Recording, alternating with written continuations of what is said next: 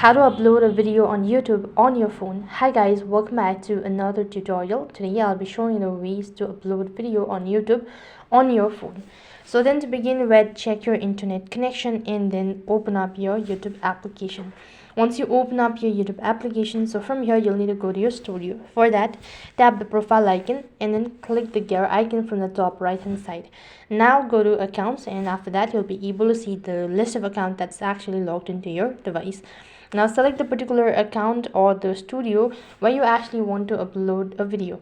Once you've done that, all you have to do is just tap the plus icon from the bottom of your screen and go ahead and select upload a video. Once you've done that, select the particular video that you wish to upload it. After you've done that, if the video is perfect, make sure to tap the next button from the bottom right hand side. Now you can just go ahead and add timeline, whatever. If you want to do it, so then tap the next button. You need to go ahead and add a caption to your video and click on upload shorts or video. Once you've done that, the following video has been uploaded on your YouTube account. So in this way you can upload a video on your YouTube on your phone. That is all for this video. I hope the video was helpful.